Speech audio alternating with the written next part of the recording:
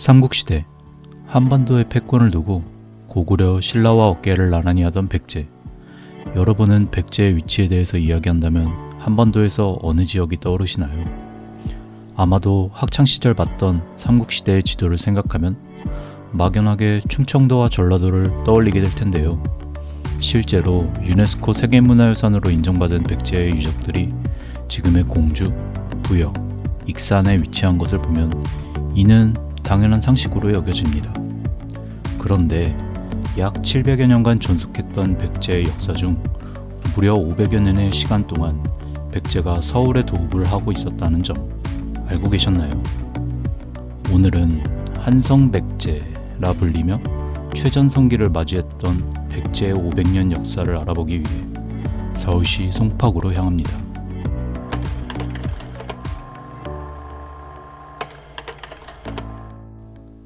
송파구는 현재 많은 건물이 빼곡하게 들어차 있어 백제의 흔적을 찾기란 쉽지 않아 보이는데요.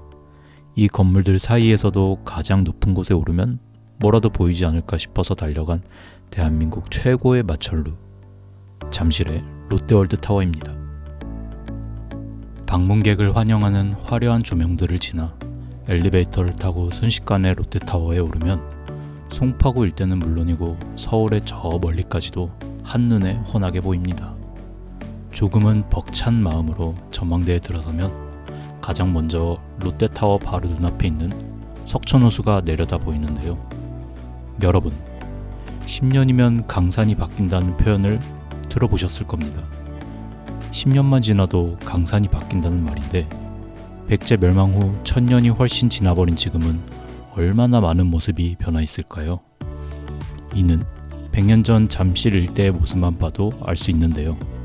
원래 잠실 일대는 위아래로 한강이 흐르는 섬이었고 본류, 즉 강물이 주로 많이 흐르던 강은 아래쪽인 송파강이었습니다. 하지만 1925년 일어난 을충년 대홍수 때 한강의 수위가 엄청나게 불어나면서 물길이 바뀌어 위쪽인 신천강이 본류가 되고 1970년대엔 인공적으로 송파강의 물길을 막으면서 지금의 석촌호수가 탄생하게 됩니다. 그러니까 백제가 존재했던 그 옛날에는 석촌호수가 호수가 아닌 강으로서 흐르고 있었을 것입니다. 그 시절엔 지금의 아산병원 부근에서 강이 흘러들어와 석촌호수를 지났을 텐데요. 2000여 년 전 이 부근에 성곽을 둘러 정착했던 것으로 보이는 나라가 바로 한성시절의 백제, 한성백제입니다.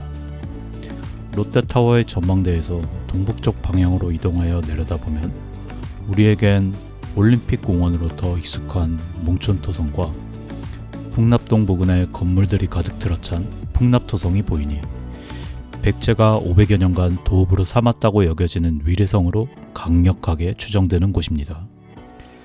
백제의 초대 국왕 온조왕이 건립했다고 하는 위례성의 위치는 사실 꽤 오랫동안 다른 곳으로 추정되어 왔는데요. 풍납동의 풍납토성이 위례성으로 여겨지게 된 것은 놀랍게도 비교적 최근의 일입니다. 원래 학계에선 별 관심을 받지 못하던 풍납토성이 앞서 언급한 을충년 대홍수 당시 강물에 의해 서측 벽이 무너지게 되고 이때 무너진 유적 아래에서 백제의 유물이 쏟아져 나오면서 위례성의 후보로 주목받게 됩니다. 그러다 광복과 한국 전쟁을 거쳐 혼란의 시기가 지나고 1997년 풍납토성 안쪽의 아파트 재건축 현장에서 다시 한번 많은 양의 백제 유물들이 발견되며 1999년 공식적으로 풍납토성에 대한 발굴 조사를 시행하였는데요. 풍납토성이 단순히 흙을 쌓아 올린 것이 아닌 판축 기법으로 만들어졌다는 사실을 알아냅니다.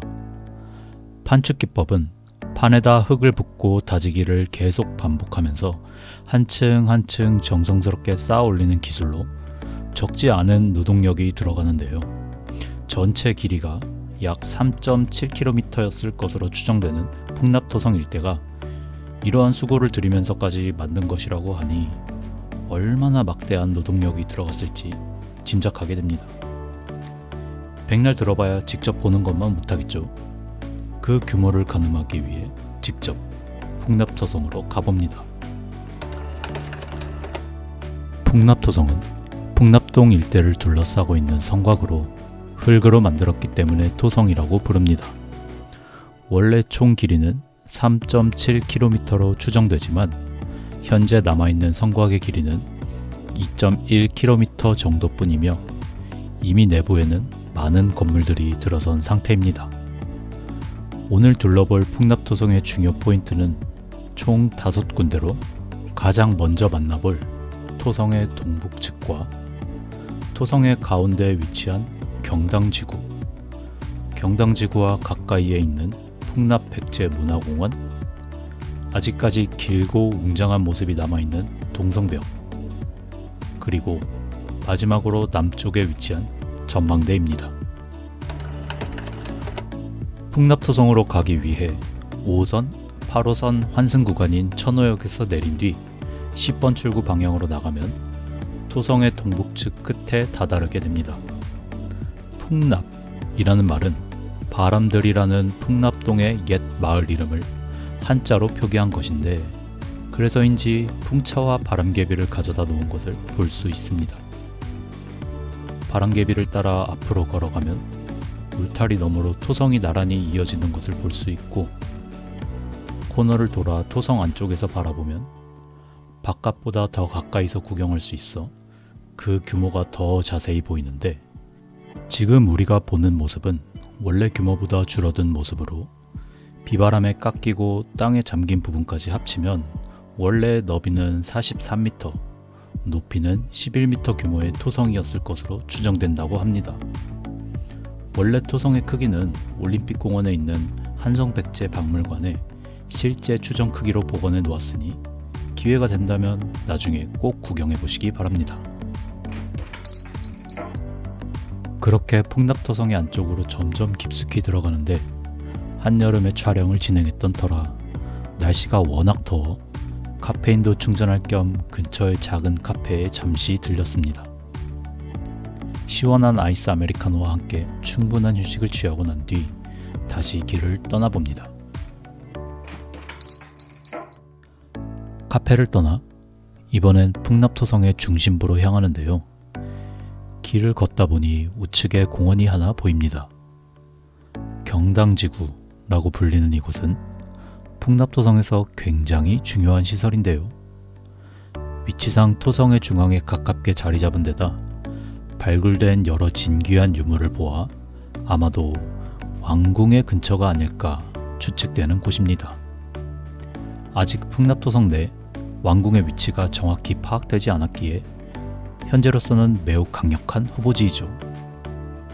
이곳에서는 한자, 여자 모양의 비교적 거대한 건물치가 나와 큰 관심을 끌었는데 바닥에 널떨과 도랑 등을 만든 정성을 들인 점도 그렇고 건물지의 바로 앞에 있는 우물에서는 다양한 제기류들이 출토된 것을 보아 과거 꽤 중요한 시설이었을 것으로 추정됩니다.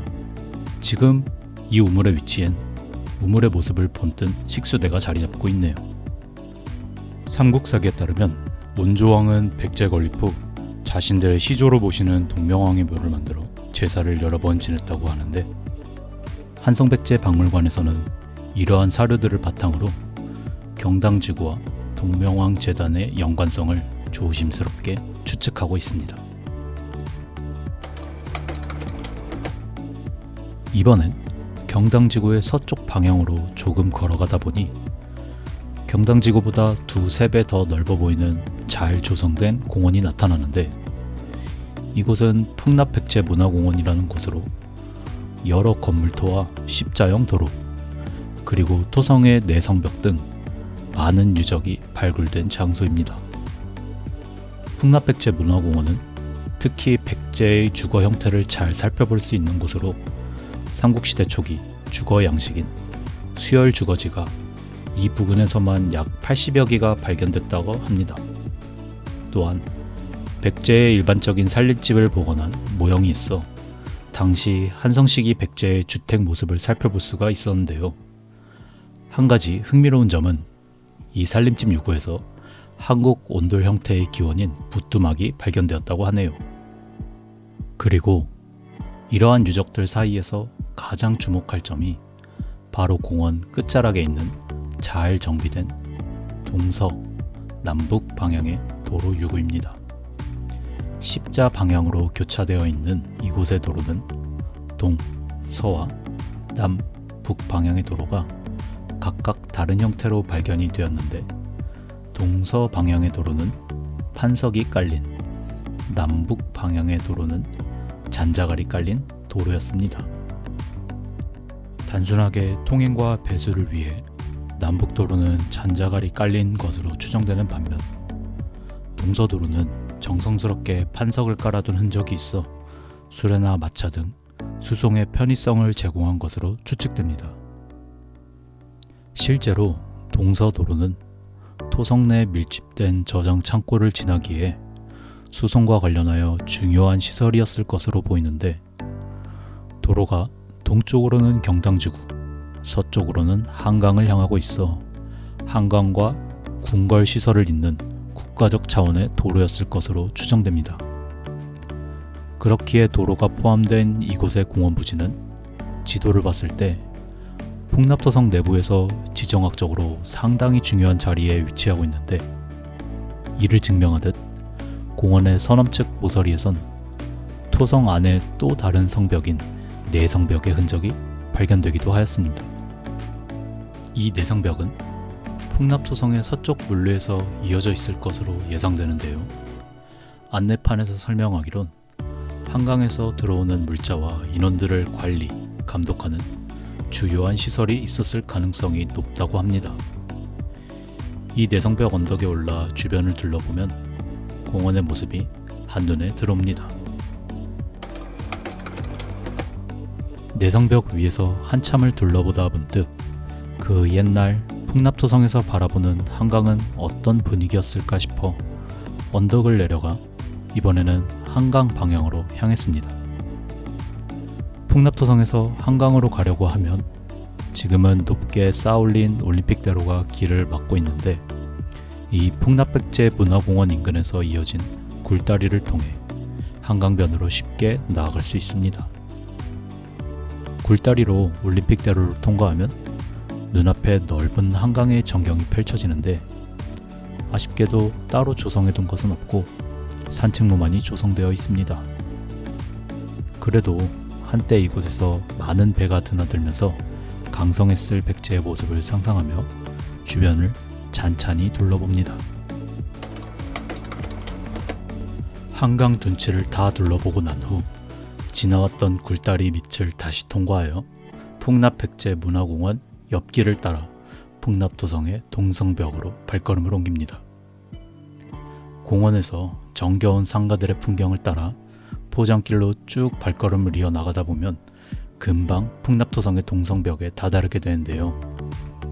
남쪽 끝의 전망대까지 약 1km가 펼쳐져 있는 이 동성벽이야말로 풍납토성의 옛날 모습을 제일 온전하게 간직하고 있는 구간입니다. 날씨 좋은 날 이 동성벽 구간을 따라 산책한다면 저 멀리 보이는 롯데타워와 오랜 풍납토성의 역사와 함께 극명하게 대비되는 풍경을 감상하실 수 있습니다. 꽤 긴 산책로라 이곳에는 백제의 역사를 간략히 소개하는 안내판들도 이어져 있으니 걷는 길이 심심하시다면 걷는 길에 함께 읽어보시는 것을 추천해드립니다. 참고로 쭉 이어진 토성을 따라가다 보면 중간중간에 차도로 인해 성벽이 끊어져 있는 것을 확인하실 수 있는데요. 전부 그런 것은 아니지만 일부 구간은 옛 성문이 있던 자리로 추정하고 있으니 문의 자리는 그대로 있고 단지 드나드는 사람들만 바뀌었다고 볼 수도 있겠네요. 그런데 이러한 역사적인 풍경들을 구경하면서 정신없이 걷다 보면 있는지도 모르고 쉽게 지나칠 수 있는 구경거리가 하나 있습니다. 무엇인지 궁금하시다면 해모 아파트가 보일 때 잠시 산책길을 벗어나 아파트 앞 도로변으로 향하면 되는데요. 바로 이 아파트의 재건축 현장에서 발굴된 실제 우물의 모형을 가져다 놓은 것입니다. 경당지구에서 발견된 우물과 달리 위례성 인근의 백제 주민들이 사용했을 것으로 추정되는데 모형이다 보니 식수대도 없고 내부도 막혀 있습니다. 약간은 아쉬운 마음을 뒤로하고 다시 산책을 이어갑니다. 그렇게 산책을 이어나가다 보면 성벽 끝에 다다르기 전에 좌측에서 동성벽 공원을 만날 수 있는데, 이곳 바닥에는 풍납토성 내 추정 완공지, 여러 민가와 성문 등의 대략적인 모습을 간략하게 복원하여 그려놓았으니 토성 내에서 궁금한 지역이 있다면 특정 구역을 찾아보며 감상하는 재미가 있습니다. 그리고 모형을 구경하다 보면 끝자락에 물이 흐르는 구조물을 조성해 놓은 것을 볼 수 있는데요. 사실 이 공원은 풍납토성 발굴 중 최초로 해자가 발견된 곳으로 폭은 대략 14m에 깊이 약 2m 정도였다고 하니 얼마나 큰 해자였는지 짐작이 갑니다. 동성벽 공원을 떠나 이번엔 풍납토성의 마지막 코스로 남쪽 성벽 끝에 있는 전망대로 향합니다. 남성벽 전망대라고 불리는 이곳은 풍납토성의 동남단 가장 끝쪽 언덕 위에 위치하고 있어 탁 트인 조망이 인상적인데요. 비록 꼭대기의 전망대지만 지금 우리가 보는 토성의 모습은 옛날보다 많이 침식된 상태이기 때문에 계단 몇 개만 오르면 금방 도달할 수 있습니다. 전망대에 도착하니 풍납토성 아래의 풍경이 모두 내려다 보이는데, 올림픽대교로 이어지는 강동대로와 방금까지 걸어온 토성의 전망이 파노라마처럼 펼쳐집니다. 자세히 보시면 여태 봤던 토성의 바깥쪽은 경사가 가파른 데 비해 안쪽은 비교적 완만한 것을 확인하실 수 있는데, 이는 토성이 군사적 성벽이라는 것을 잘 나타냅니다. 적군이 들어오는 것을 막기 위해 바깥쪽은 가파르지만 병력 보충이나 물자 수송 등을 위한 아군의 편의성을 위해 안쪽은 경사가 완만한 것이죠. 전망대를 끝으로 이제 풍납토성의 주요 포인트를 모두 둘러보았으니 이번엔 몽촌토성으로 장소를 옮기고자 합니다. 앞선 설명에서 위례성의 유력 후보지로 풍납토성과 몽촌토성을 함께 언급하였는데요. 이는 두 곳이 함께 쓰였을 것으로 추정되기 때문입니다. 삼국사기에서는 위례성을 북성과 남성으로 나누어 언급하였는데, 학자들은 백제가 한성백제 당시 평상시에는 풍납토성, 전시에는 몽촌토성에 머물렀을 것으로 추정하고 있습니다. 북성인 풍납토성은 한강에 인접한 평지성인 것에 비해 남성인 몽촌토성은 자연구릉 위에 세운 성곽으로 경사가 꽤 있는 편이라 수성이 비교적 유리하죠. 자세한 것은 몽촌토성에 도착한 후 알아보기로 하고, 다음 영상에서 계속 답사를 이어나가 보도록 하겠습니다.